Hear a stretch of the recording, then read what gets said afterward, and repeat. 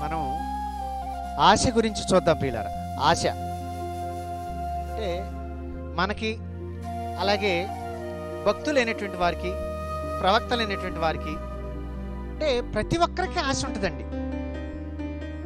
మన ఆశ ఏంటి, అలాగే భక్తులైన వారి యొక్క ఆశలేంటి?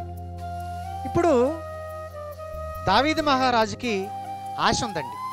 ఆయనకి ఏం ఆశ ఉందంటే, తెల్లవారితే ఎప్పుడు ప్రభు సన్నిధికి వెళ్ళాలనేటువంటి ఒక తాపత్రయం ప్రియులారా. ఆదివారం అని కాదు, ఆ ప్రభువుని ఆరాధించడానికి ఎప్పుడు తెల్లవారుద్దా, ఎప్పుడు దేవుని మందిరానికి వెళ్దామని ఆయన ఆరాటపడుతూ ఉన్నాడు పిల్లారా. అంటే దావీదు మహారాజుకున్నటువంటి ఆశ అలాంటిది పిల్లారా. మరి మనం అన్నాం, మనకు కూడా ఆశ ఉంటుంది పిల్లారా. అంటే ఎలాంటి ఆశ? ప్రభువుని సేవిస్తూనే ఉంటాము, ప్రార్థనకు వస్తూనే ఉంటాము, దేవుని పేరు చెప్తూనే ఉంటాము, క్రైస్తవులుగా చలామణి అవుతూనే ఉంటాం. ఈ ప్రక్రియలో మనకు కూడా కొన్ని ఆశలు ఉంటాయి పిల్లారా. కానీ మన ఆశలో ఏ విధమైనటువంటి గమ్యాన్ని చేర్చలేకపోతున్నాయి, ప్రభు దగ్గరకు చేర్చలేకపోతున్నాయి. అలాగే ప్రభు ఇచ్చేటువంటి ఆశీర్వాదాన్ని పొందుకునే రీతిగా మన ఆశ తీసుకెళ్ళలేకపోతుంది. మనకు కూడా ఆశ ఉంది, అలాగే భక్తులకు కూడా ఆశ ఉంది.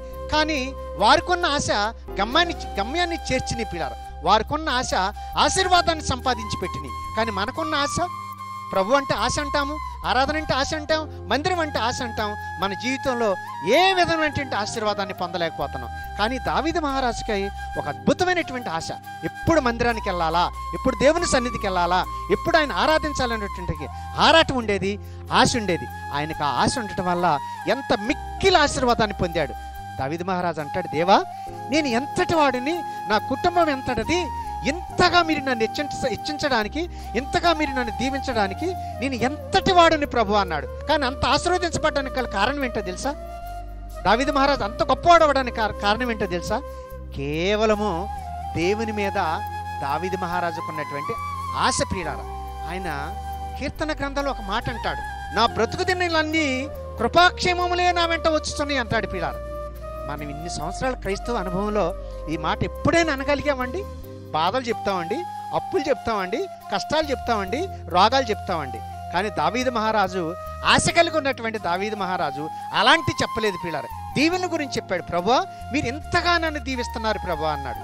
అలాగే నా బ్రతుకు దినములన్నీ కృపాక్షేమంలో నా వెంట వచ్చుతున్నాయి అన్నారు. మన క్రైస్తవ అనుభవంలో ఇలాంటి మాట ఏ రోజైనా అనగలుగుతున్నామా ప్రియులారు? ఒక్కసారి పరీక్షించుకుందాం.